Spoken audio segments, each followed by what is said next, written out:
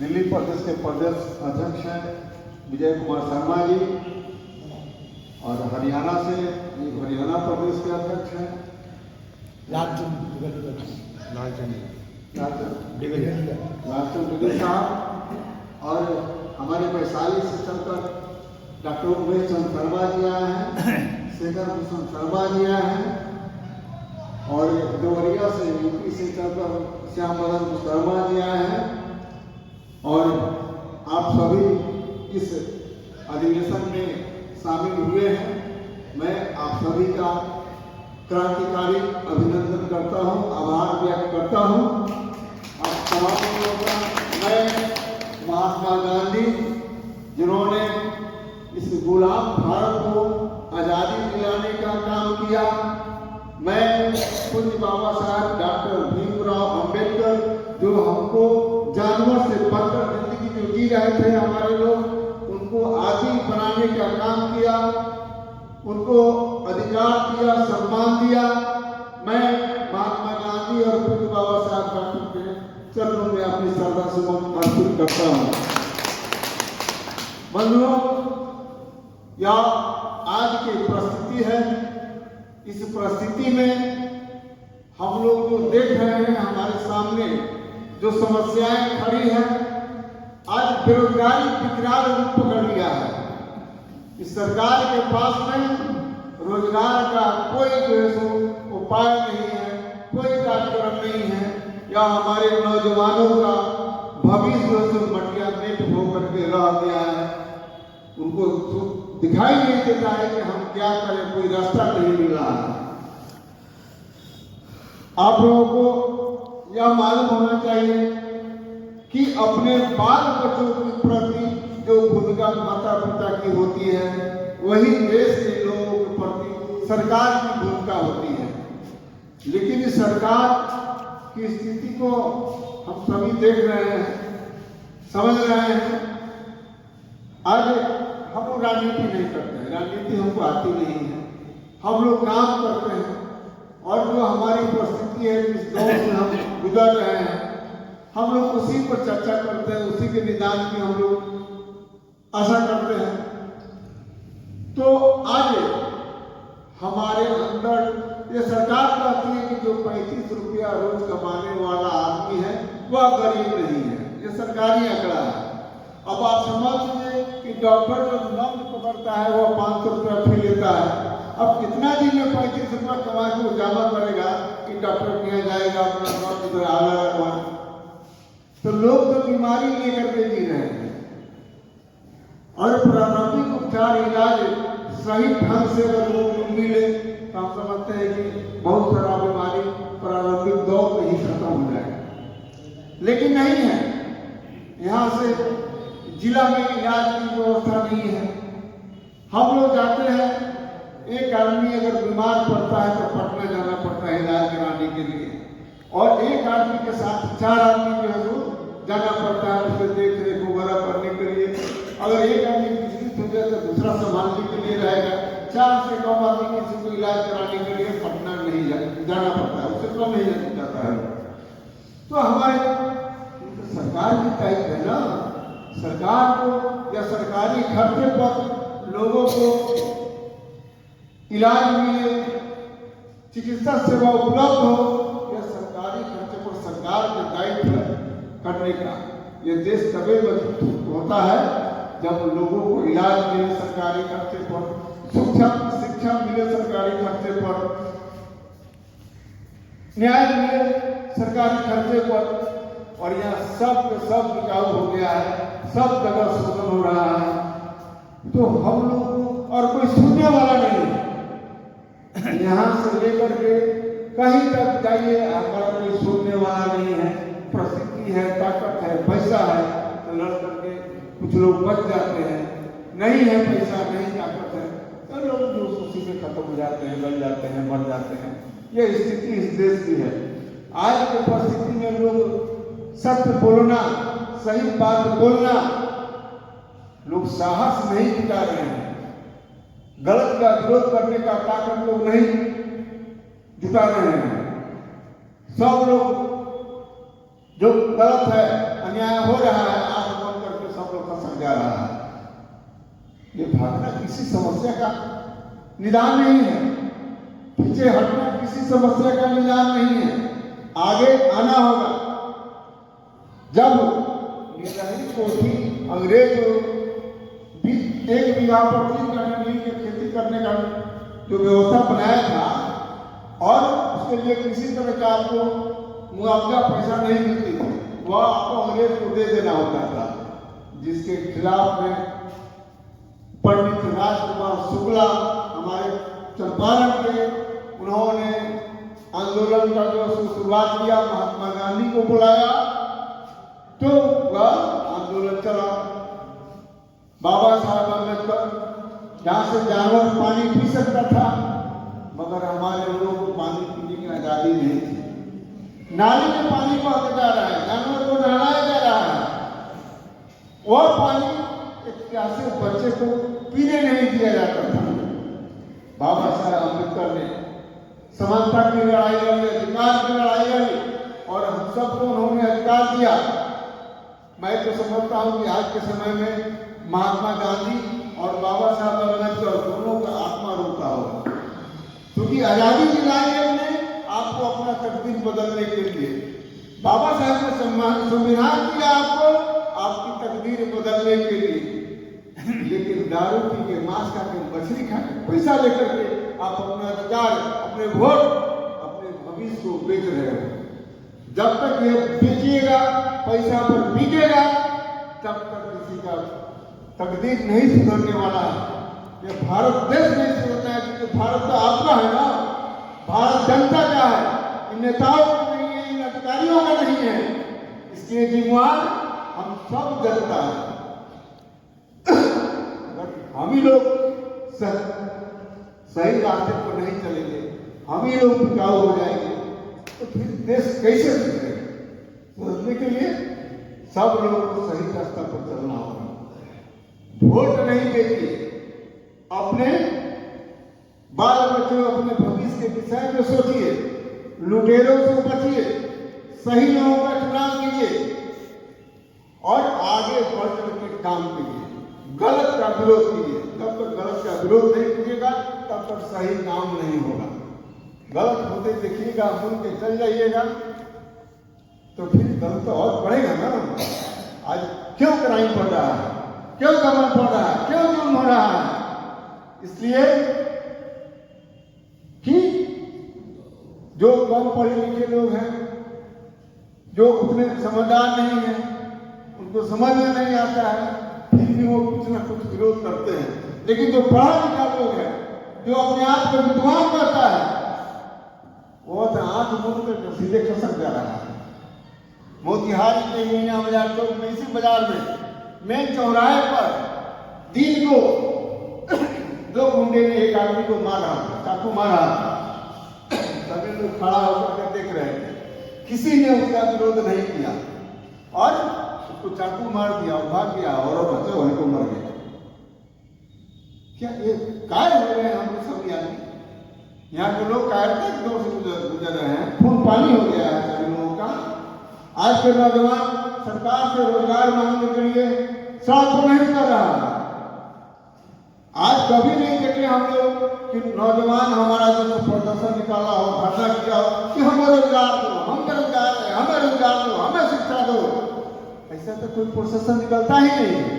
क्यों? गलत काम पकड़ने के लिए, गलत रास्ता चलने के लिए फट से लोग तैयार हो जाता है। लेकिन भविष्य बनाने के लिए, भविष्य बिना मेहनत के नहीं बनता है, बिना परिश्रम के नहीं बनता है, बिना योग और तपस्या के भविष्य नहीं बनता है। और आपको, हमको सभी लोगों को वह करने की जरूरत है।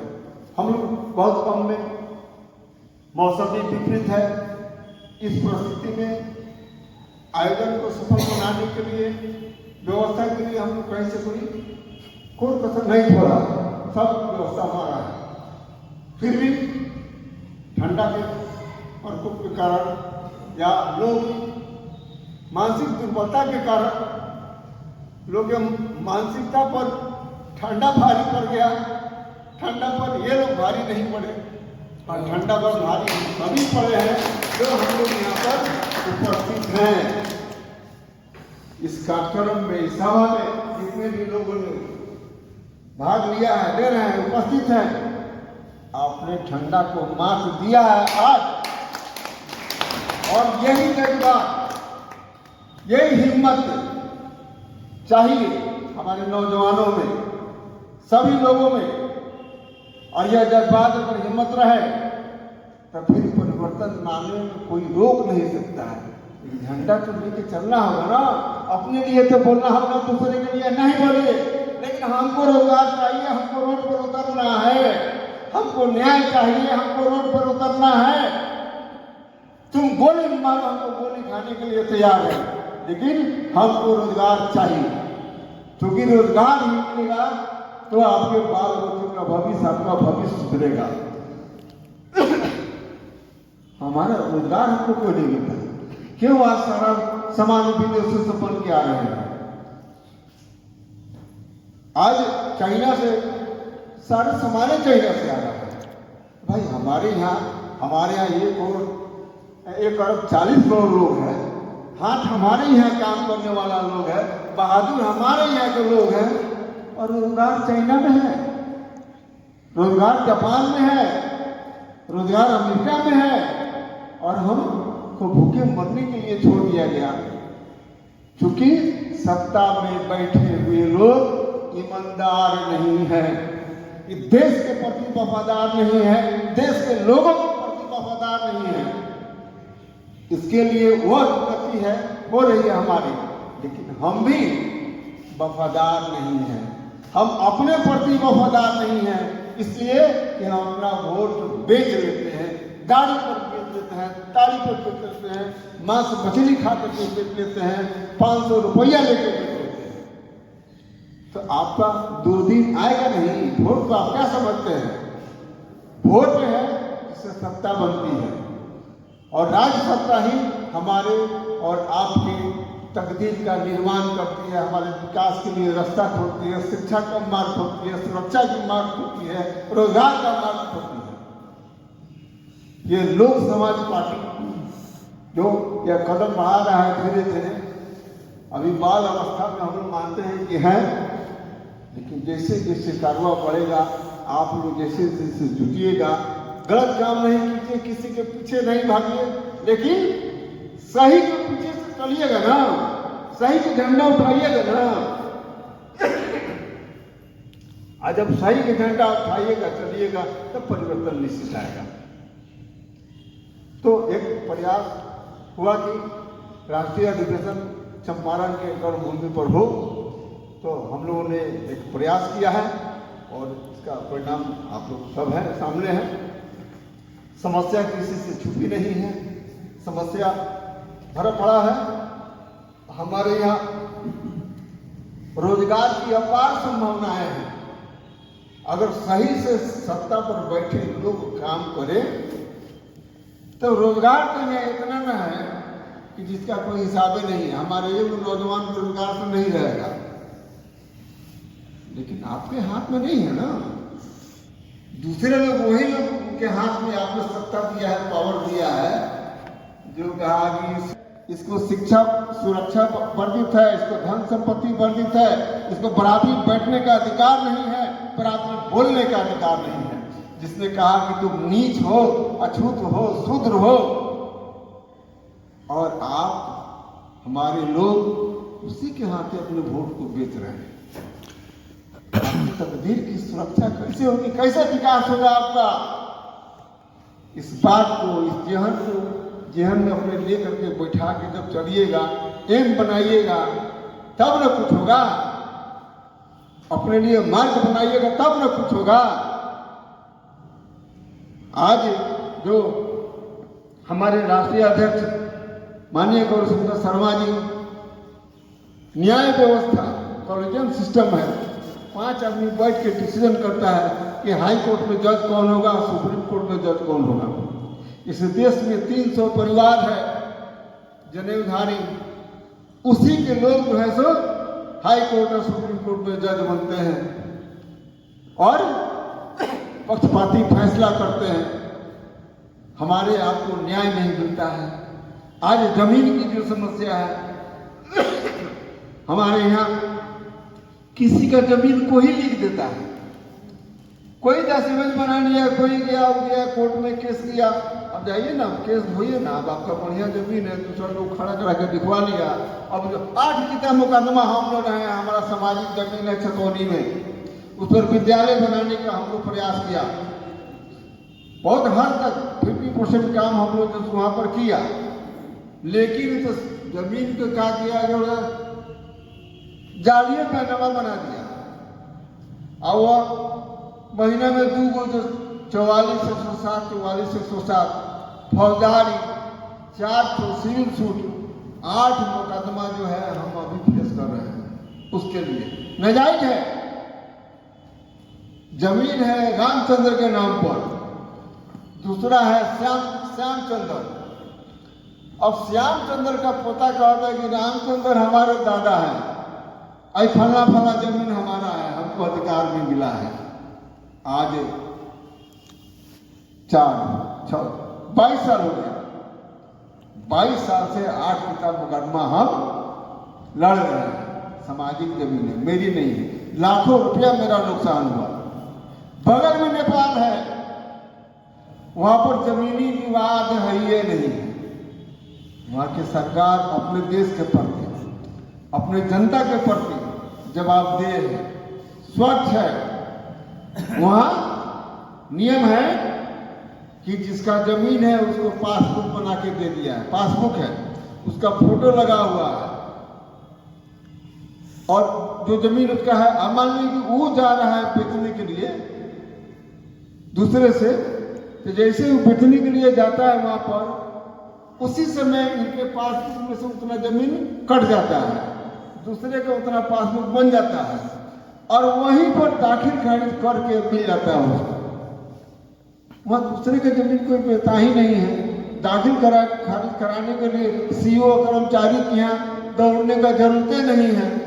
तो वहाँ कहाँ मार मुकदमा है, वहाँ कहाँ ये सब दिक्कत है, कहाँ मारपीट है, कहाँ खून खराबा है, कहाँ दूसरे का जमीन उखड़ने के लिए प्रयास करता है।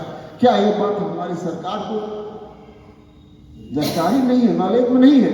सरकार का विदेश की है, बगल में नेपाल है, बगल में हम हैं, उनको भी ये बात पता है, लेकिन तो नाजायज रास्ता बना करके अब भैया दोहान ये लोग शुरू किया है और आज ये सब करते आ रहा है। इसका निदान कैसे होगा? आप बोलिएगा, आपको मंच मिलेगा। लोक समाज पार्टी एक मंच है जिसके माध्यम से आप अपनी आवाज बुलंद कर सकते हैं, आपको कोई रोकने वाला नहीं है। सही बात करनी है, सही बात करना है, आपको अपने अधिकार पूछना है, अधिकार के लिए सजग रहना है और अधिकार का मांग करना है। इसलिए आपका मंच है लोक समाज पार्टी। किसी पार्टी में आप अपनी बात को नहीं रख सकते हैं, वो आपकी आवाज को दबा दी जाती है, आपको बोलने नहीं दिया जाता है। बहुत सोच विचार करने के बाद में हम लोग इनसे जुड़े हैं और जुड़ करके एक प्रयास हम लोग कर रहे हैं और आशा हम करते हैं कि जितने भी लोग यहाँ पर आए हैं इस लोक समाज पार्टी के कारवा को आप आगे बढ़ाएंगे और अपने हाथों से अपने तकदीर का निर्माण करने का प्रयास करेंगे। मैं इन्हीं बातों के साथ अपने वाणी को विराम देते हुए और मैं चाहता हूं कि सबसे पहले कि आप सभी आए हैं, आप सभी लोगों का कुछ फूल माला पहना करके हम लोग स्वागत करना चाहते हैं। सब सुंदर जी आए हैं, ये जिला अध्यक्ष समस्तीपुर जिला के हैं। मैं इनसे आग्रह करता हूं कि आप आवे और अपनी विचार रखें।